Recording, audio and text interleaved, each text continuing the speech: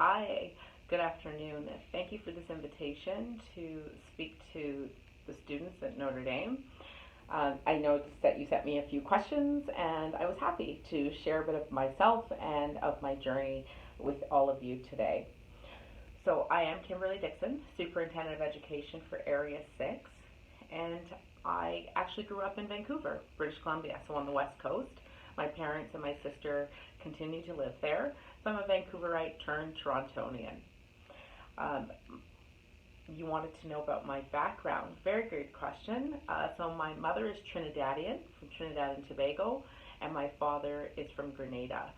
So have a strong identification with the Caribbean community in BC and here in Toronto. In terms of my education background, I have a bachelor's in psychology. So I did my BA, and I have a master's in human development and applied psychology. So the big question, how did I get this job? And how do you get this job? So I began at McGill University in Montreal, where I studied psychology. I actually began in civil engineering. Thought that science and math, because they're subjects of strength for me, that would be my pathway. And then I changed, and it's okay to change your mind. But I changed my mind after first year, and I went into psychology, and it's one of the bravest, best decisions that I've made. After that, I came to Toronto to study at the Ontario Institute for Studies in Education, OISE, at U of T, and I achieved my Master's of Arts, and I began teaching. So I always kind of knew I wanted to be a teacher, from camp counselor to opportunities working with kids, Girl Guide leader. Those kinds of things were clues for me that that's where I found my joy. And so I began a career in education with the Toronto Catholic District School Board and maintained my learning. So I think that three of the things that I would say to you are important is having ambition. There's always new opportunities, and if you're a lifelong learner, you're seeking after those opportunities. And I was both. I was ambitious and I was a lifelong learner. So I continued to take courses even after I had graduated, and there were opportunities for that within the field of education.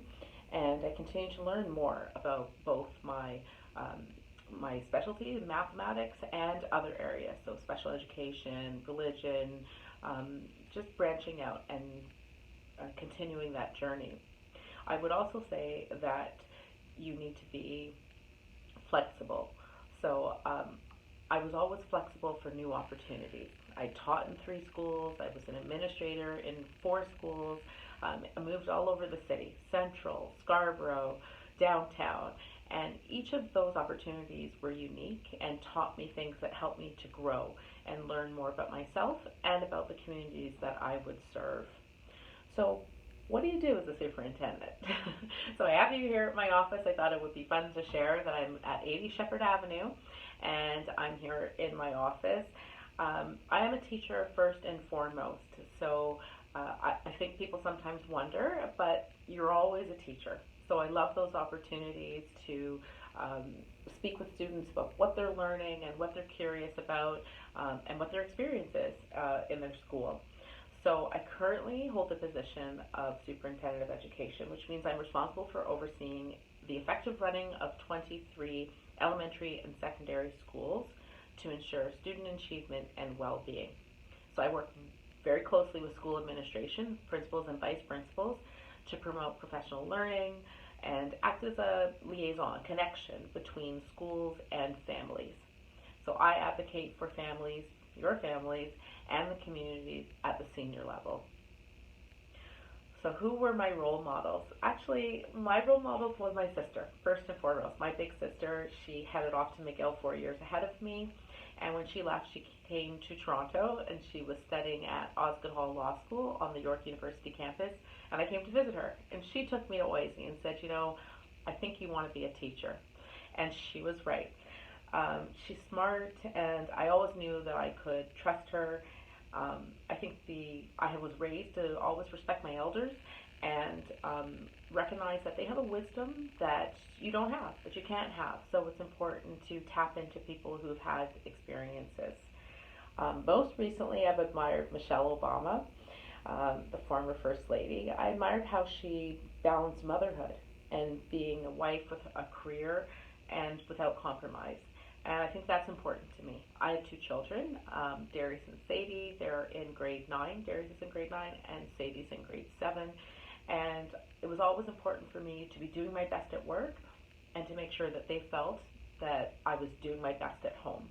And as women, that sometimes is a hard balance to strike. And again, it just comes back to being flexible, to being having ambition and drive, and being authentic to who you are. So, you can have your cake and eat it too. So, I think that why I was enjoying coming to speak to you during African Canadian Heritage Month, or also referred to as Black History Month, is because I really value the opportunity, both professionally and personally, during Black History Month to reconnect with history that's not shared in our curriculum.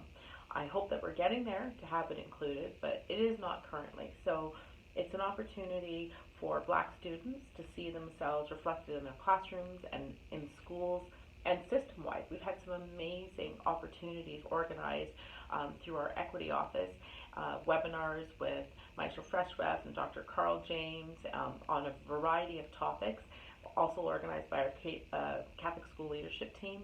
So it is an opportunity that doesn't always reveal itself during the school year. So I think that it's wonderful to showcase Black excellence and promote learning about Black culture, history, language, and all of those wonderful things. I personally also find that it's an important reminder that we are living in a world dominated by white privilege. And we need a month to highlight Black excellence. And I always hope that we won't eventually, that it'll be an all year embedded in the curriculum thing. So personally, it's a reminder that it's no small feat that I am sitting before you here at the CEC.